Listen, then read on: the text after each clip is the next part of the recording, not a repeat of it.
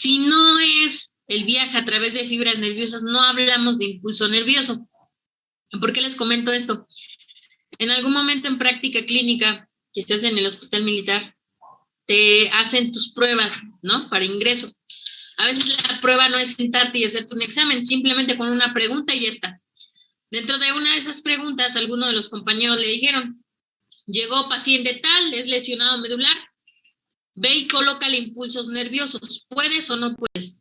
A lo que el estudiante contesta, sí, le puedo poner impulsos nerviosos. Con eso tuvo para ya no hacer práctica clínica, ¿eh? ¿Qué pasó, Diego? Profesora, es que tengo problemas con mi internet, entonces ahorita estaba tratando de encender mi cámara y me botó. Así que le voy a pedir que si me da chance de mantenerla apagada por hoy. Ok. Sí, pero cuando tengan cosas así, escríbanme mejor. Pensé que iba a ser otra cosa. Disculpe. Vale. Y entonces, ¿qué pasa?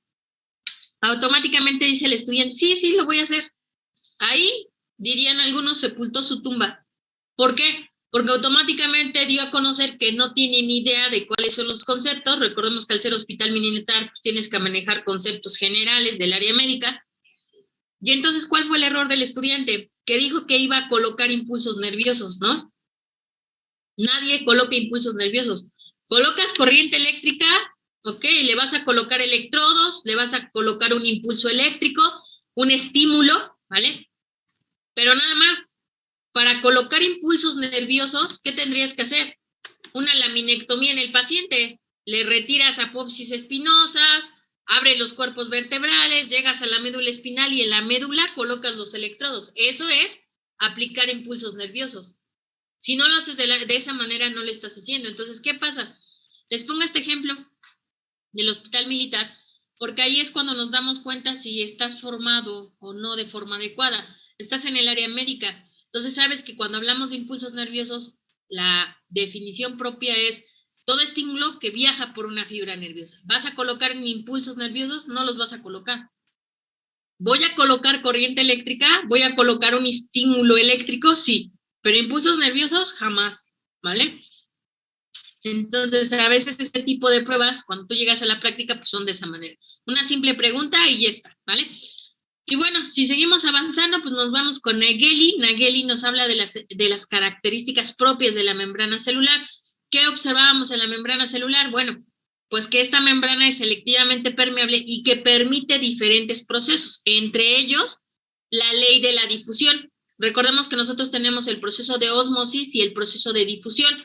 En este caso, Fick, en 1855 nos habla del desarrollo de la ley de la difusión. ¿Qué dice la ley de la difusión? Bueno, pues que el líquido puede moverse de un espacio A a un espacio B sin importar los gradientes de concentración. No así la ósmosis, que sí depende del gradiente de concentración del soluto que se tenga en el espacio.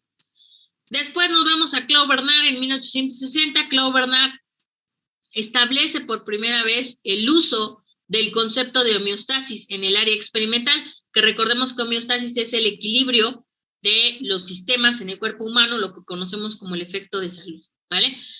Bajo esta premisa, pues es considerado como el padre de la medicina y básicamente desarrolla varios conceptos, entre ellos, pues glucólisis, gluconeogénesis y glucogenólisis, que ya anteriormente hemos visto cuáles eran los conceptos y que tú deberías de tener en tu glosario. Recuerden siempre, en fisiología, que es una de las ciencias que siempre va a estar empatada con medicina, hay que saber siempre terminología: lisis, destrucción, neo, nuevo, génesis, creación o formación, ¿vale? Geno, creación o formación, lisis, destrucción. Entonces, glucólisis, la degradación de una molécula de glucosa; gluconeogénesis, la formación de moléculas de glucosa a partir de una molécula de glucógeno; y glucogenólisis, la formación y destrucción de una molécula de glucosa, ¿vale? Entonces, de ahí pues ya nos vamos con Bernstein. Bernstein nos habla de la velocidad de propagación del potencial de acción. Ahora, viene la pregunta, ¿de qué depende la velocidad de propagación del potencial de acción? ¿Qué características anatómicas debería de tener la estructura para nosotros verificar la velocidad de propagación del potencial de acción? Andrea Morales, ¿qué características anatómicas tiene que tener la estructura para determinar la velocidad de propagación de un potencial de acción. Perfecto. Recuerden que si no están sus cámaras,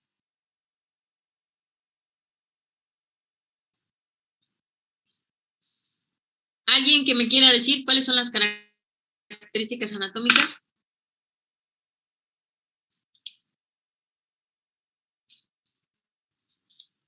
¿Alguien que haya llevado anatomía? Pues yo creo que todos, ¿no? Porque están en fisio. ¿Cuál sería esa característica?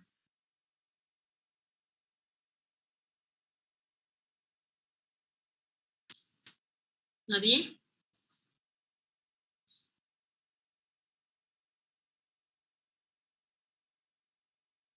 Diana García, ¿cuál es la característica?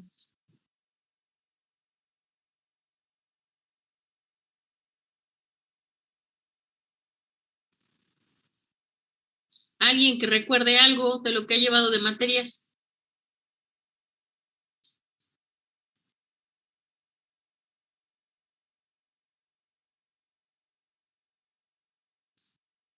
¿Nadie?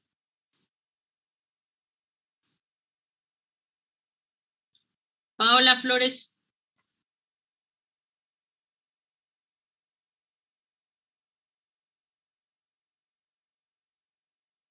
Ay, jóvenes.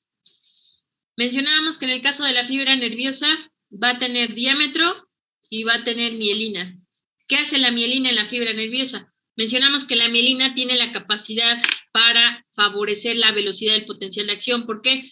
La mielina es la protección que tiene la fibra nerviosa. Entre más protección, pues permite que la comunicación sea de tipo saltatorio. En el caso del diámetro, a mayor diámetro, pues voy a tener mayor velocidad de conducción nerviosa, ¿vale?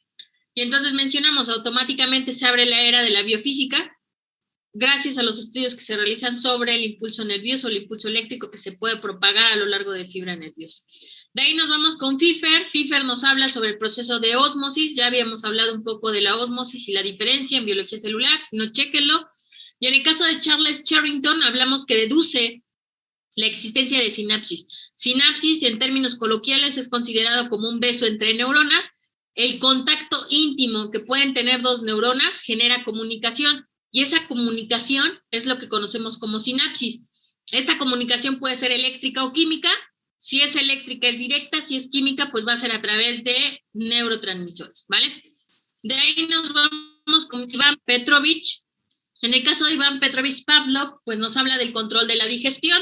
En el caso del control de la digestión ya habíamos hablado de 3 sistemas: inmunológico, endocrino y nervioso, que si alguno de estos falla, pues automáticamente daña a los otros 2. En el caso de Golgi y Cajal, pues hablamos de las aportaciones al sistema nervioso central, que tenemos los 3 principios que conforman a la teoría celular, que igual ya lo vieron en biología celular.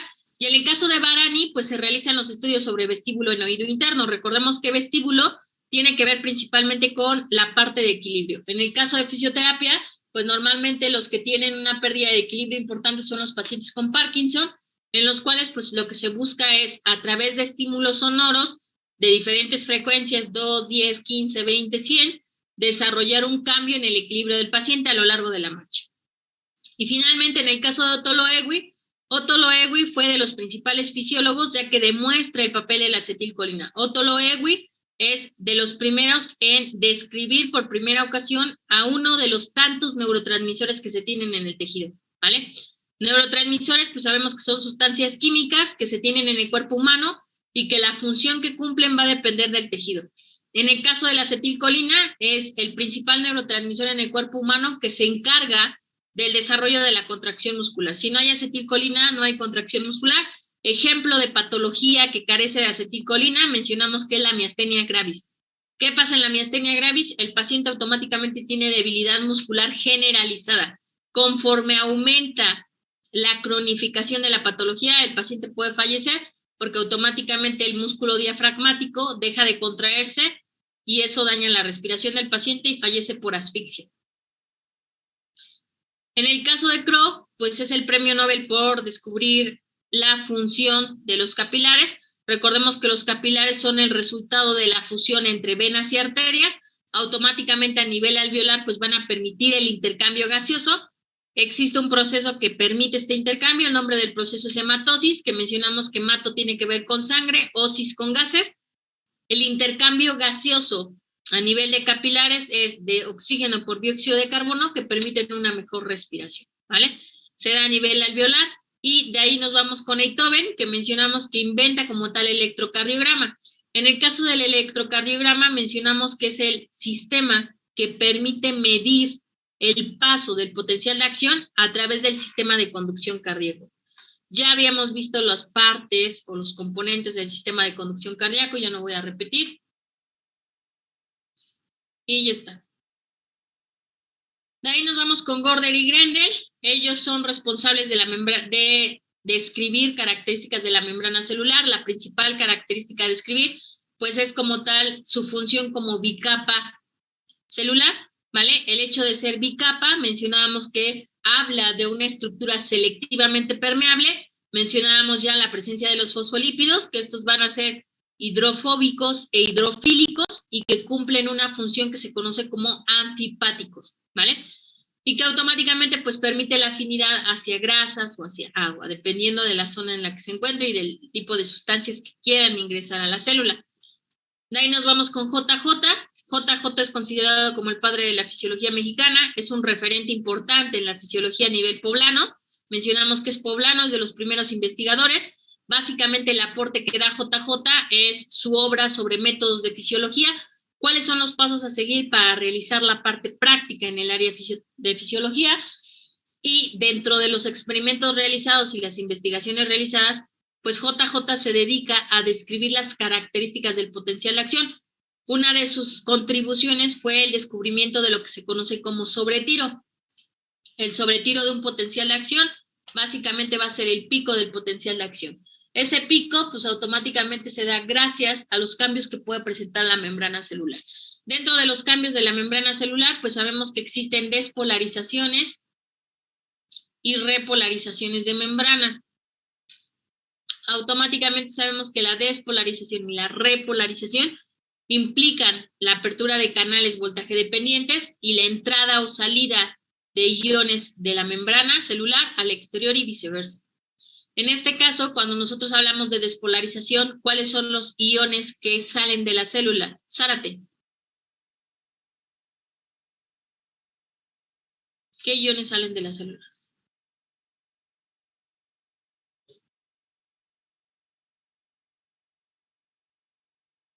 ¿No está Zárate, Loranca? Bien. No recuerdo, profesor. Jiménez Juárez, ¿estás o no estás? ¿Cuáles serían esos iones? Serían los iones positivos. ¿Cuáles?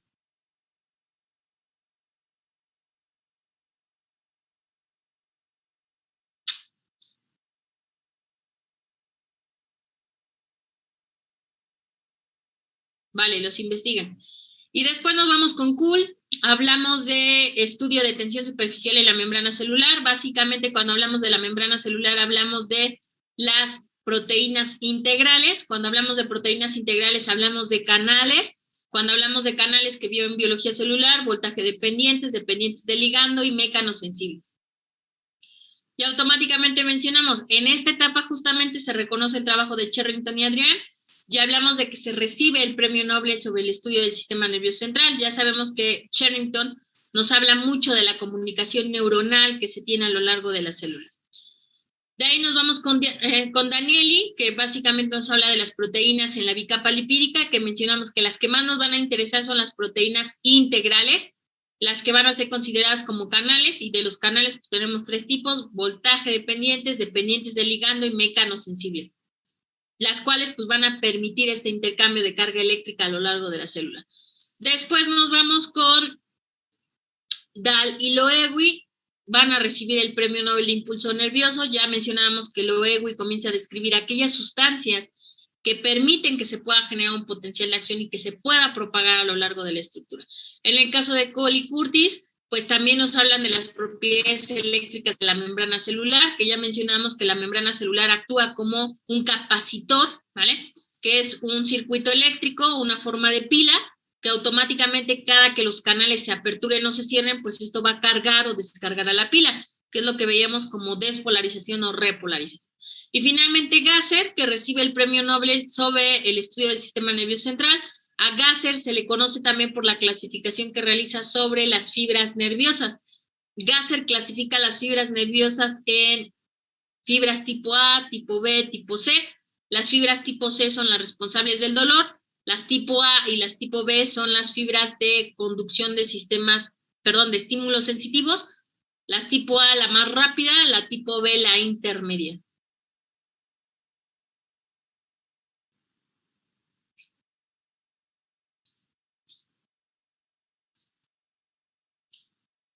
Y de ahí pues nos vamos con Hodgkin y Huxley. En el caso de Hodgkin y Huxley, pues proponen el modelo de membrana celular para explicar el potencial de acción, básicamente que la membrana celular era un circuito eléctrico en forma de capacitor, que sería en forma de pila. Cada canal se aperturaba dependiendo si es de canales de sodio, de potasio, de calcio, de cloro, pues estos iban a permitir que la membrana celular se cargara de corriente eléctrica y pudiera producir lo que conocemos como potencial de acción. Viene Cornar con el Premio Nobel de Cardiopatías, que básicamente realiza más estudios sobre potencial de acción cardíaco. Y finalmente Eccles, Hodgkin y Huxley nos hablan y generan los primeros estudios sobre mecanismos iónicos de la membrana. Básicamente, ¿cuál era la función de los canales? ¿Cómo se aperturaban los canales? Recordemos que los canales, si lo vieron en biología celular, tiene 3 estadios: abierto, cerrado y bloqueado, ¿vale? Y que automáticamente permiten la entrada o salida de iones, y eso desencadena la formación de potenciales de acción. Dependiendo el tipo de canal que está aperturado, pues tenemos potenciales de sodio, de potasio, de calcio, de cloro. Recordemos que el cloro es inhibitorio completamente, entonces ese impediría la formación del potencial de acción. Y finalmente Severo Ochoa y Arthur Comber mencionábamos que van a demostrar la replicación de ADN mediante polimerasas y síntesis de proteína. Ahí no nos vamos a meter más, simplemente saber que existe síntesis de proteínas y que estas pueden llegar a generar cambios directos en tejido, hasta incluso patologías, ¿no? Como ya lo veíamos en las canalopatías, en biología celular, que ustedes vieron algunas enfermedades conocidas como canalopatías.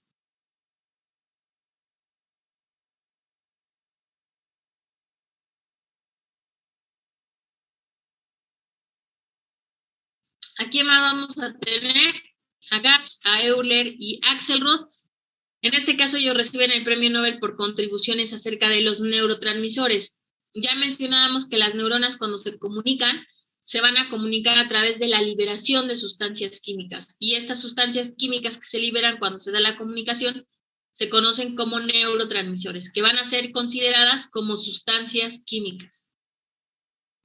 ¿Por qué son tan importantes los neurotransmisores? Porque mencionamos, estas sustancias van a ayudar a que se desencadenen respuestas celulares. Si yo no tengo estas sustancias liberadas, pues automáticamente no se cumplen algunos efectos o funciones en la célula. Ejemplo de algunos efectos o funciones en la célula. El más común, ya lo habíamos mencionado, era la acetilcolina, que interviene en la contracción muscular, ¿vale? Es de los más importantes en fisioterapia. De ahí, ¿cuál otros vamos a tener? ¿Qué neurotransmisores son los más comunes o los más importantes? Acetilcolina, que ya mencionamos que participa en la contracción muscular, es de tipo excitatorio al 100%. Dopamina y serotonina, mencionamos que son conocidas como las hormonas de la felicidad, sin embargo son sustancias químicas que van a activar al sistema límbico, ¿vale? Y en el caso particular de la dopamina, mencionamos que tenemos dopamina 1 y dopamina 2, la D1 para activar, la D2 para inhibir, ¿vale? Y la dopamina principalmente participa en lo que serían los ganglios basales, es decir, en todo lo que tiene que ver con movimiento. Después nos vamos con adrenalina y noradrenalina, que mencionamos que estos van a ser de tipo excitatorio y de tipo inhibitorio. ¿De qué va a depender del sistema que estén activando? Sistema simpático o sistema parasimpático. Y de ahí nos vamos a ir a GABA, que GABA mencionamos que es de tipo inhibitorio. Al ser inhibitorio se dice que es importante reconocer que tenemos GABA A y GABA B. El GABA B es el que más se utiliza, es sustancia activa de los anestésicos y el nombre comercial pues es lo que conocemos como fentobarbital o pentobarbital.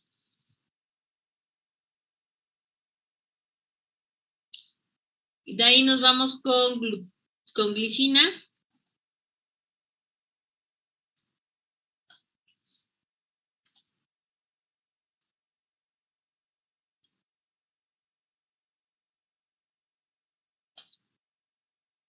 Y te dice que la glicina inhibe única y exclusivamente a la médula espinal. Y finalmente el glutamato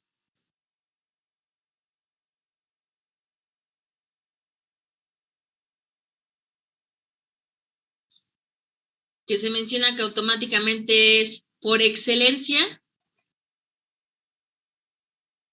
un neurotransmisor de tipo excitatorio.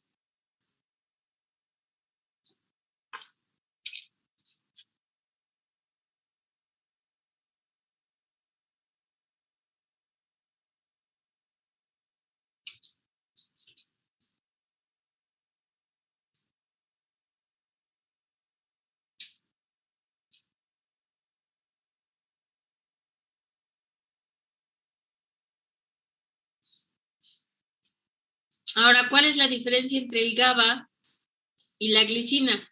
El GABA va a ser inhibitorio, al igual que la glicina. ¿Cuál sería la principal diferencia? En el caso del GABA, el GABA va a inhibir al sistema nervioso central. En el caso de la glicina, solo va a inhibir a la médula espinal. ¿Cuál sería la diferencia en la anestesia? Bueno, en el caso del GABA, automáticamente cuando te anestesian con GABA, el paciente no recuerda absolutamente nada. Se silencia todo su sistema nervioso central. No hay recuerdos ni del antes, ni del después, ni del durante la cirugía. A diferencia de la glicina, que el paciente puede ser consciente de los ruidos, los sonidos, puede incluso interactuar en el momento de la cirugía, pero no percibe dolor ni molestia. Incluso le puede decir, oye, ¿sientes cómo estoy cortando? ¿Sientes el dolor? No siente nada, porque se inhibió completamente de la médula espinal, ¿vale? Y en el caso del glutamato, pues se dice que lo tenemos en pocas cantidades en el cuerpo humano, básicamente en el cerebro, que es donde más se aloja. La diferencia o el cuidado que se debe de tener con el glutamato es en el consumo excesivo. ¿Qué es lo que pasa? Si yo tengo en exceso glutamato, se va a generar un proceso de excitotoxicidad. ¿Qué hace la excitotoxicidad en el cerebro? Muerte neuronal. ¿Qué es lo que puede producir una excitotoxicidad? Un golpe que pueda producir un efecto inflamatorio y la inflamación genera liberación de glutamato cuando se comienzan a morir las neuronas, aumenta el calcio y el calcio ayuda a la secreción de glutamato. O dos, cuando consumes alimentos que tienen un exceso concentrado de glutamato monosódico, como serían los alimentos enlatados, los alimentos percederos, por mucho tiempo, como las Maruchan, por ejemplo, que llegan a durar creo que hasta 3 años consecutivos, pero es por la concentración excesiva de glutamato monosódico. ¿Vale? Y finalmente Singer y Nicholson, que mencionamos que ellos proponen el modelo de mosaico de fluidos. Gracias al modelo de mosaico de fluidos, pues sabemos todas las características que tiene: selectivamente permeable, las balsas lipídicas, los canales o proteínas integrales, proteínas periféricas, y la funcionalidad básica de los fosfolípidos a lo largo de la misma. ¿Podemos avanzar?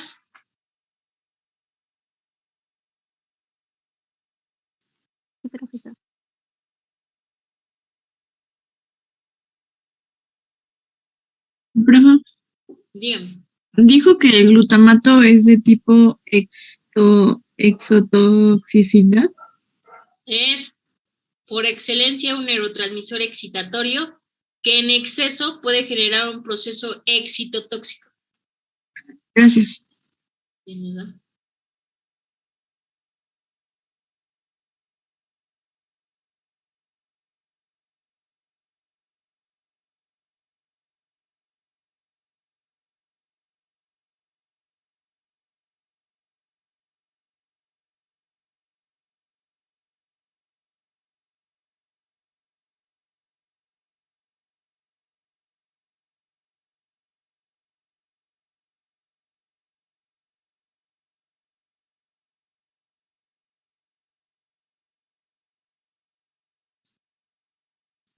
¿Ya está? Vale, avanzamos.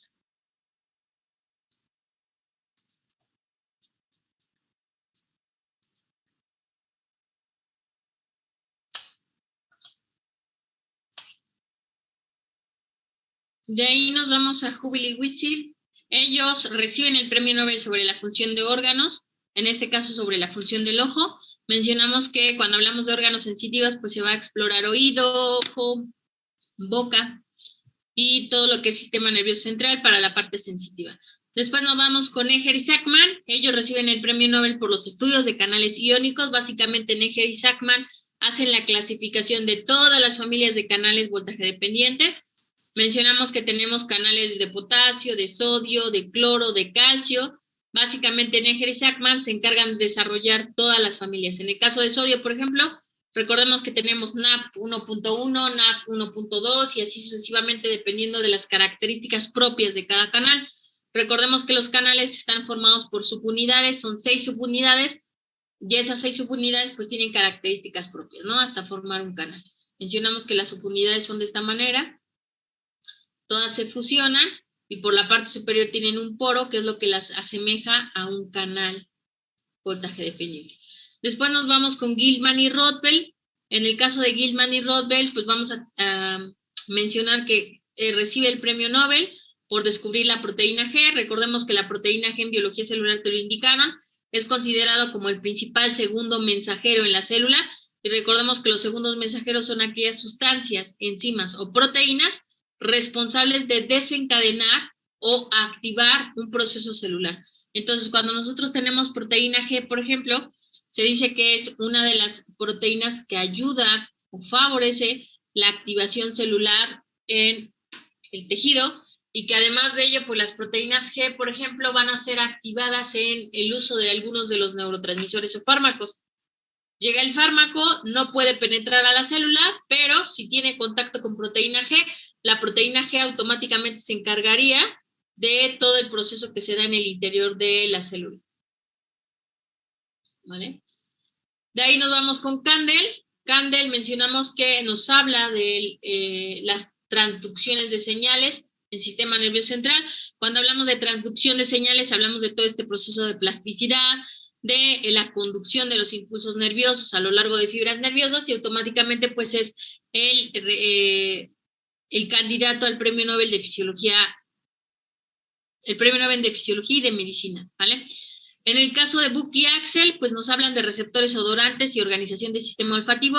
Recordemos que en el sistema olfatorio, pues nosotros tenemos ciertos receptores que al tener contacto con sustancias odorantes, pues esto permite que cumplan sus funciones. ¿Qué funciones? Pues principalmente la función de percibir las diferentes odorancias que se puedan tener en diferentes estructuras.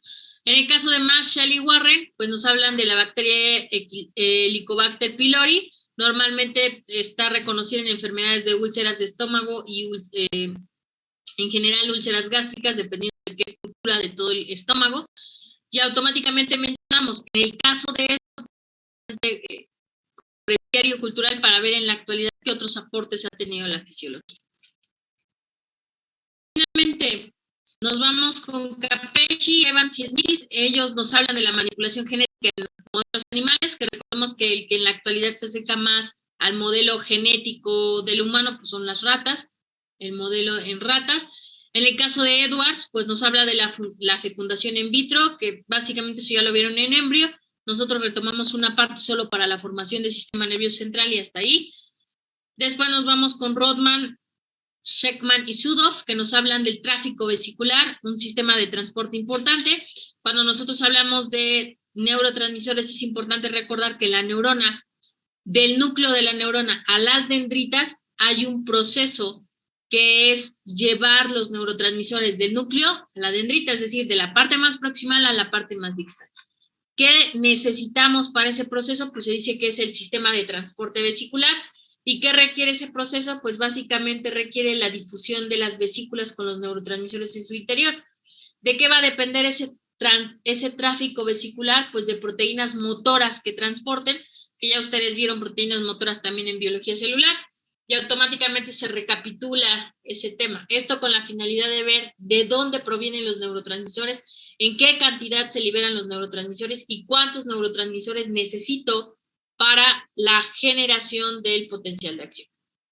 Campbell y Omura, pues nos hablan principalmente de terapias contra infecciones causadas por parásitos. Básicamente ya la fisiología se enfoca en, una vez que sabemos todos los procesos y los efectos que se pueda tener sobre la célula, pues hablar ahora de cuáles serían las soluciones para evitar un daño masivo sobre la estructura. Y bueno, hablamos de algunas terapias contra infecciones causadas. En el caso de fisiología, solo vamos a reconocer algunas terapias para patologías muy específicas. Y me parece que ya. Anotan su nombre, por favor, y van saliendo conforme se anotaron.